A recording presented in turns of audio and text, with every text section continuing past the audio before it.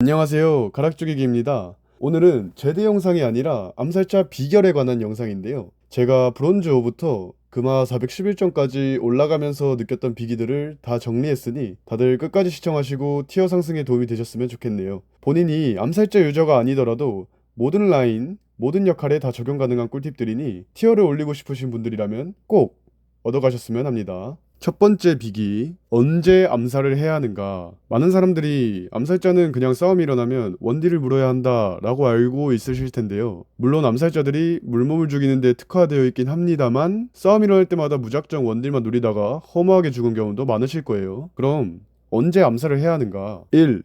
순간적으로 원딜이 서폿과 멀어졌을 때를 노려라. 바텀 듀오가 게임 내내 붙어있을 수는 없죠. 서폿이 잠시 한눈 팔 때를 잘 노려야 돼요. 그럼 서폿이 잠시 한눈 파는 건 어떻게 하냐? 그건 맵 리딩이에요. 암살하기 위해서는 맵을 잘 읽어야 합니다. 맵을 통해서 상대 위치, 상대 스킬 등을 확인하고 가장 확률이 높은 타이밍에 암살각을 보는 거예요. 자, 예시 상황 보겠습니다. 상대 탑미드가 죽은 상황.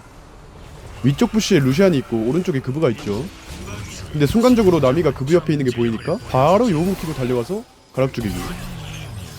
암살이 끝나고는 그브 나미가 있던 곳에서부터 반대 무빙. 이번에는 상대팀 탑 정글 서폿이 탑에서 싸우고 있는 상황. 탑쪽 싸움에서 팀이 상대 탑 정글 서폿을 다 잡아냅니다. 아칼리는 방금 미드에서 위로 올라갔고 미드에는 상대 원딜 혼자 파밍하고 있죠. 바로 시야 없는 곳으로 가서 가락 죽이기. 이게 맵을 잘 읽어야 하는 이유입니다. 다음 상황입니다. 일단 순간적으로 팀과 떨어진 탈리아부터 암살. 여기서 접대고 나머지 팀원들이 다 죽는데요. 셋이서 바론 갈 거라 예상하고 뒤떨어져서 바론으로 향하는 애쉬를 암살할 생각. 볼베도 아차 싶었는지 바로 돌아보죠. 이번엔 밀리오가 빈사인 상황. 순간적으로 팀과 멀어질 때 바로 암살. 다음 상황입니다. 상대 정글 미드가 저를 노리는데 실패하고 상대 탑 원딜 서폿이 맵에 다 보였으니 빠지는 척하면서 다시 부시로 숨어줍니다. 신짜오가 미드로 향하고 있죠. 순간적으로 코르키는 혼자이니 암살. 신짜오가 뒤늦게 쫓아오지만 늦었죠.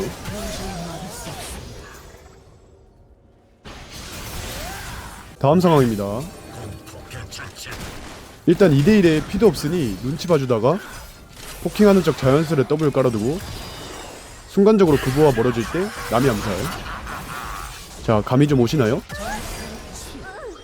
2. 상대의 핵심적인 CC가 빠졌을 때를 노려라. 암살자들은 대부분 근접이고 몸도 약하기 때문에 대부분 CC에 매우 취약해요. 그래서 게임이 시작되면 바로 탭을 눌러서 상대편의 핵심 CC가 무엇이 있는지 다 파악해두는 것이 좋아요. 그리고 그 스킬들이 빠졌을 때를 노려서 암살각을 보는 거예요. 자, 예시 상황 보겠습니다. 자, 상대 조합은 뽀삐 브랜드 피즈 바루스 라칸입니다. 위협적인 CC는 뽀삐 E, 바루스 R, 라칸 W와 R 정도가 있겠네요.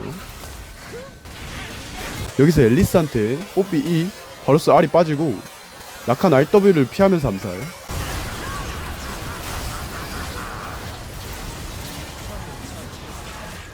상대는 아까와 똑같은 조합입니다. 이번에도 역시 라칸 R, 바루스 R 빠지자마자 가락 죽이기.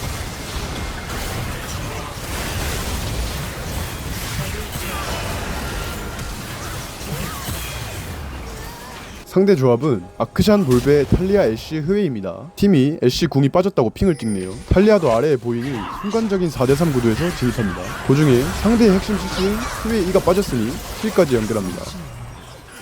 3. 아군의 CC와 연계하라. 암살자들은 대부분 스킬 의존도가 높아서 스킬이 빗나가면 데미지가 현저히 떨어져요. 따라서 팀과 같이 싸울 때는 스킬을 절대 급하게 쓰지 말고 아군의 CC기에 맞춰서 스킬을 써줍시다. 자, 예시 상황 보겠습니다. 상대 제리를 노리는 상황. 진 속박이 상대 제리에게 적중합니다. CC 걸린 제리를 바로 암살해줍니다. 다음으로 알리 WP에 호응해서 모르가나까지 죽입니다. 언제 암살해야 하는가에 대한 세 가지를 설명드렸는데 이는 비단 암살자가 아니더라도 본인이 무슨 챔피언을 하든 똑같이 적용시킬 수 있겠죠. 두 번째 비기, 어떻게 암살을 해야 하는가. 이 부분은 스킬 콤보와 관련된 내용이에요. 누구를 암살하느냐, 암살 시간은 얼마나 있냐에 따라 스킬 콤보가 다르죠. 이는 많은 경험이 누적되어야 돼요. 챔피언 숙련도와 직결되죠. 제가 제드 유저라서 제드를 예시로 한번 들어보자면, 제드는 원딜들을 대부분 1표창으로, 심지어는 표창을 맞추지 못해도 죽일 수 있는 경우가 많아요. 따라서 원딜을 잡을 때는 최대한 간소하게 콤보를 넣고 살아가는 것에 중점을 두는 것이 좋죠. 반대로 제드로 잭스를 상대한다고 생각해보면 3표창을 맞춰야 겨우 잡을 수 있어요. 거기에 잭스 2도 피해야 잡을 만하죠. 그럼 거기에 맞는 콤보를 넣어야 암살이 가능하다는 거죠. 자, 예시 상황 보겠습니다. 원딜 잡을 때 가장 많이 쓰이는 콤보인 WQ, WR이평입니다. 표창 적중률도 좋고 들어갔을 때 딜레이도 거의 없어서 빠르게 암살하고 나올 수 있는 안전한 콤보죠.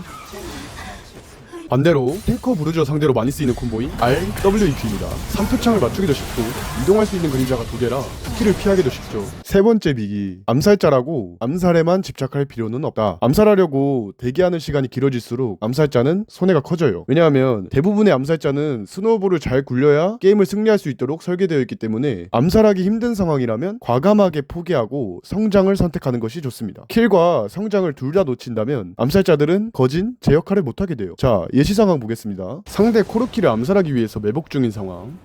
일단 바텀라인도 멀리 있으니 상황을 좀 지켜봅니다. 코르키가 위에서 보이네요. 원래 같으면 지금 당장 나가서 파밍하는데 지금 나가면 상대가 저를 싸먹을 수도 있으니 좀만 기다렸다가 상대 모빙이 위쪽으로 치우쳐져 있을 때 바텀을 밀어줍니다. 이런 식으로 코르키와의 성장 격차를 벌려주는 거죠. 네 번째 비기, 손해 없이 암살에 성공했다면 적극적인 핑으로 팀원들에게 스노우볼을 굴리자고 오더하라. 제가 에메랄드 부캐를 하면서 많이 느낀 답답함이 있는데 그건 바로 중후반에 한 명 자르는 걸 별로 대수롭지 않게 본다는 거예요. 반대로 마스터 이상만 돼도 20분 이후 한 명 잘랐다? 바로 5명이 바론을 먹을 생각을 하고 자연스럽게 그쪽으로 움직입니다. 바론을 치면서 상대를 불러내서 4대5 싸움을 볼 수도 있고, 상대가 오지 않는다면 그냥 바론을 공짜로 먹을 수 있는 거죠. 여러분들이 손해 없이 암살에 성공해서 순간적으로 4대5가 되었다면 용이든 바론이든 타워든 핑과 채팅으로 오더해서 스노우볼을 굴리세요. 솔로랭크에서는 핑과 적절한 채팅이 굉장히 강력한 무기입니다. 팀과 소통하는 능력도 다 실력에 포함되죠. 가락죽이기님, 4대5로 바론 치다가 망한 경험이 한두 번이 아닌데요? 망한 기억이 있더라도 유리한 조건에서 스노우볼을 계속 굴려봐야 게임을 보는 시야가 넓어지고 결국 티어가 오릅니다. 자, 예시 상황 보겠습니다. 용 쪽에서 일어난 싸움입니다. 아까 말씀드렸던 아군 CC의 호응하기, 블리츠의 좋은 그랩으로 라칸을 다른 상황. 제가 핑을 찍기도 전에 아군 4명이 전부 용 쪽으로 고개를 돌립니다. 확실하게 하기 위해 핑도 찍어줍니다. 이번에는 미드에서 일어난 한타.